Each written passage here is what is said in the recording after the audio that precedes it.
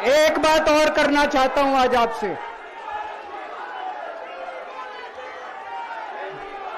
एक बात और करना चाहता हूं, बड़े ध्यान से सुनना।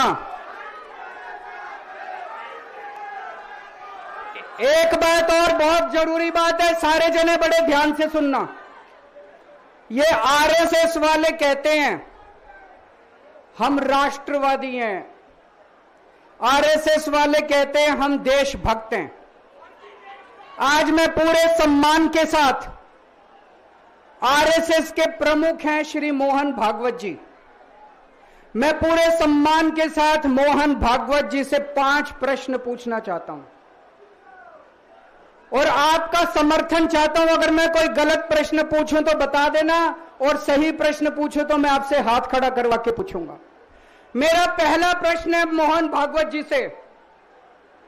जिस तरह मोदी जी देश भर में लालच देके या ईडी और सीबीआई की धमकी देके, डरा के दूसरी पार्टी के नेताओं को तोड़ रहे हैं, पार्टियां तोड़ रहे हैं, सरकारें गिरा रहे हैं, क्या यह देश के लिए सही है?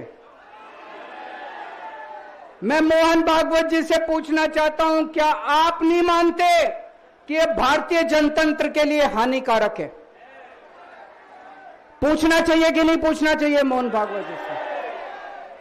मेरा दूसरा प्रश्न है उनसे, देश भर में सबसे भ्रष्टाचारी नेताओं को मोदी जी ने अपनी पार्टी में शामिल करवा लिया।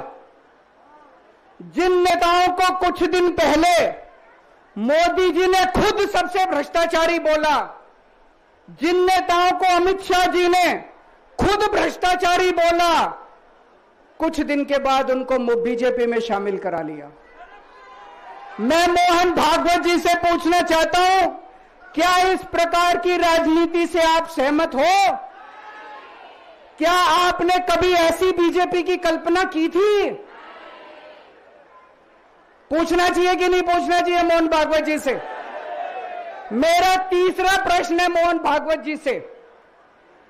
बीजेपी आरएसएस की कोख से पैदा हुई है कि नहीं है? कहा जाता है यह देखना आरएसएस की जिम्मेदारी है कि बीजेपी पथभ्रष्ट ना हो। मैं मोहन भागवत जी से पूछना चाहता हूं, क्या आप आज की बीजेपी के इन कदमों से सहमत हैं? क्या आपने कभी मोदी जी से यह सब ना करने के लिए बोला? मोहन भागवत जी बताएं कि क्या आपने मोदी जी को यह सब गलत हरकतें करने से रोका कभी? पूछना चाहिए नहीं पूछना चाहिए? मेरा चौथा प्रश्न है मोहन भागवत जी से। जेपी नड्डा जी ने लोकसभा चुनाव के दौरान उन्होंने कहा कि बीजेपी को अब आरएसएस की जरूरत नहीं है। आरएसएस बीजेपी की मां समान है कि नहीं है? क्या बेटा इतना बड़ा हो गया कि मां को आंखें दिखाने लग गया? क्या बेटा इतना बड़ा हो गया कि आज मां को आंखें दिखाने लग गया?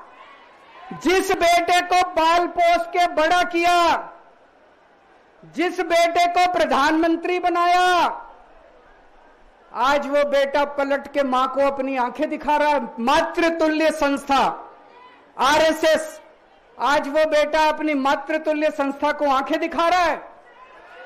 मैं मोहन भागवत जी से पूछना चाहता हूं, जब नड्डा जी ने ये कहा तो आपके दिल पे क्या गुजरी, आप जरा बताइए इस देश को।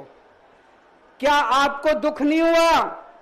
मैं आरएसएस के हर कार्यकर्ता से पूछना चाहता हूं, जब नड्डा जी ने कहा कि हमें आरएसएस की जरूरत नहीं है, क्या आरएसएस के हर कार्यकर्ता को दुख नहीं हुआ? मेरा पांचवा प्रश्न मोहन भागवत जी से मैं कहना चाहता हूं, आप ही लोगों ने मिलकर कानून बनाया था कि 75 साल के होने पे कोई भी व्यक्ति रिटायर होगा। इस कानून के तहत आडवाणी जी को रिटायर कर दिया, मुरली मनोहर जी जैसे बड़े बड़े नेताओं को रिटायर कर दिया, बीसी खंडूरी जी को रिटायर कर दिया, कलराज मिश्र को रिटायर कर दिया, शांता कुमार को और पता नहीं कितने लोगों को रिटायर कर दिया। अब अमित शाह जी कह रहे हैं कि यह नियम मोदी जी पे लागू नहीं होगा। तो मैं मोहन भागवत जी से पूछना चाहता हूं, क्या आप इससे सहमत हो कि जो नियम आडवाणी जी पे लागू हुआ वो मोदी जी पे लागू नहीं होना चाहिए?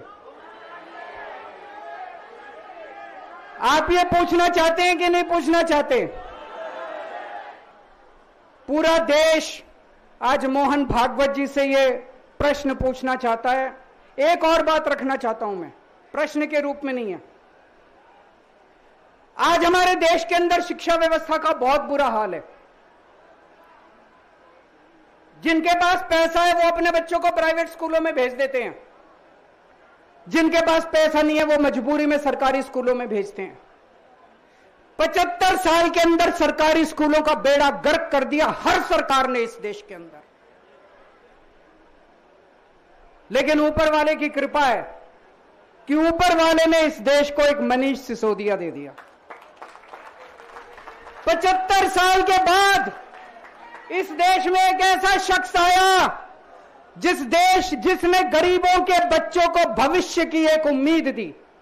एक रिक्शे वाले का बेटा, मजदूर का बेटा, किसान का बेटा, जिसे कोई उम्मीद ही नहीं बची थी कि मेरे बच्चे बड़े होकर कुछ बन सकते हैं, आज उनके बच्चों को अच्छी शिक्षा देकर मनीष सिसोदिया ने उनको उम्मीद दी है।